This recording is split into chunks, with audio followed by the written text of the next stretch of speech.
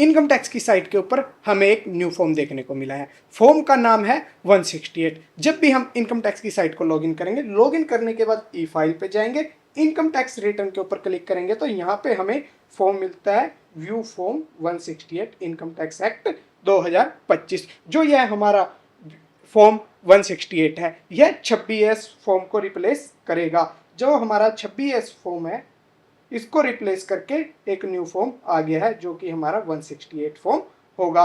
अब जो 126S form है यह हमारा कैंसिल हो गया है। इसकी जगह पे 1 अप्रैल 2026 से हमें न्यू फॉर्म देखने को मिलेगा, फॉर्म 168। जो हमारा 26S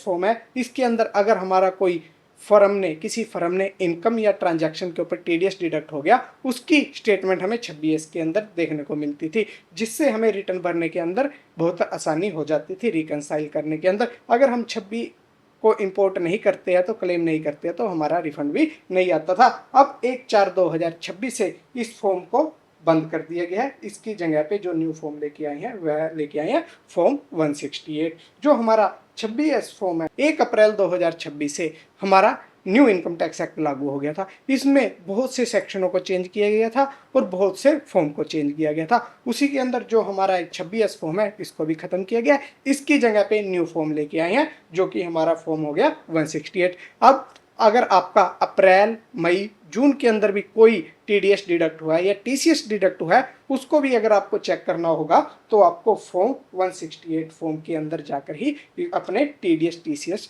जो डिडक्ट हुआ है उसको चेक कर सकते हो। और जो हमारा 26S फॉर्म है यह 31 मार्च 2026 तक ही वैलिड रहेगा। अगर उससे पहले का कोई भी आपका टीडीएस डिडक्ट हुआ है या टीसीएस डिडक्ट हुआ है, उसको आप 26S के फॉर्म के अंदर चेक करोगे। तो सबसे पहले हम 26S फॉर्म को चेक करते हैं कि 26S फॉर्म के अंदर क्या होता था। जैसे हमने 26 ओपन किया, यहाँ पे हमारा 26S फॉर्म ओपन हो जाता है। यहाँ पे आप चेक करोगे जो हमारा पहले 31 मार्च 26 से पहले का था, वहाँ पे हमारा असेसमेंट ईयर और फाइनेंशियल ईयर का कंसेप्ट चलता था। अब हमारा 1/4/2026 से असेसमेंट ईयर और फाइनेंशियल ईयर इस कंसेप्ट को भी खत्म कर दिया गया है। इसकी जगह पे जो हमारा न्यू कंसेप्ट आया है वह लेके आए हैं टैक्स ईयर का। अब यहाँ पर आप 26S के अंदर चेक करेंगे तो यहाँ पे हमें जो लास्ट ईयर देखने को मिल रहा है असेसमेंट ईयर 26-23 मिल रहा है। यानी कि जिस ईयर की अब हम करंट के अंदर रिटर्न फाइल कर रहे हैं, जो हमारा 31 मार्च 26 तक का है, उसका टीडीएस हमें 26S के अंदर ही चेक करना होगा।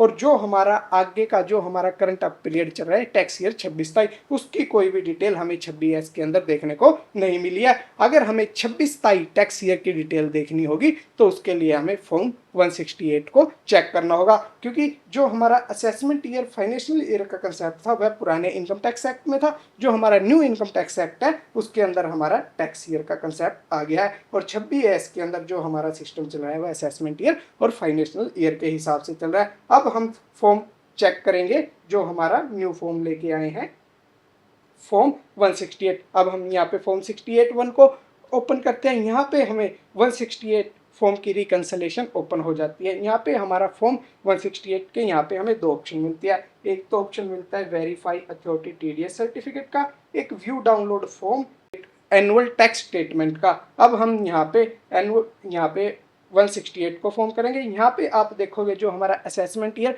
फाइनेंशियल ईयर का कंसेप्ट था वह खत्म हो गया है। यहाँ पे हमारा टैक्स ईयर का कंसेप्ट स्टार्ट हो गया है। यहाँ पे हमारा टैक्स ईयर 26-23 जो चेक करेंगे हम। यहाँ पे हमें ऑप्शन भी देखने को मिल रहे हैं।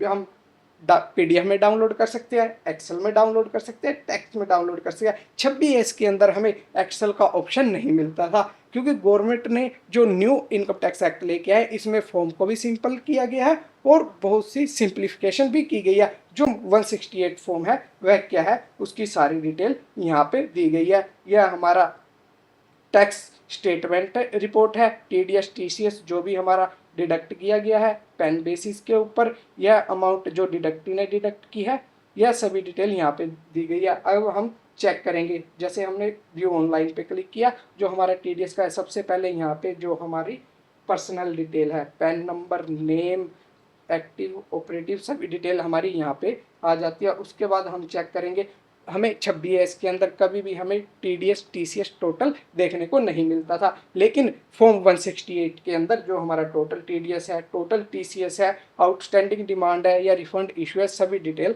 हमें यहाँ पे टोटल देखने को मिलेगी। उसके बाद हम करेंगे detail of A tax deduct source. यहाँ पे हमारी जो भी टैक्स डिडक्ट हुआ है वह देखने को मिलेगा, डिटेल आ जाएगी। कोई किसी ने 121 फॉर्म सबमिट किया जिससे हमारा टीडीएस डिडक्ट नहीं हुआ, वह सभी डिटेल हमें यहाँ पे देखने को मिलेगी।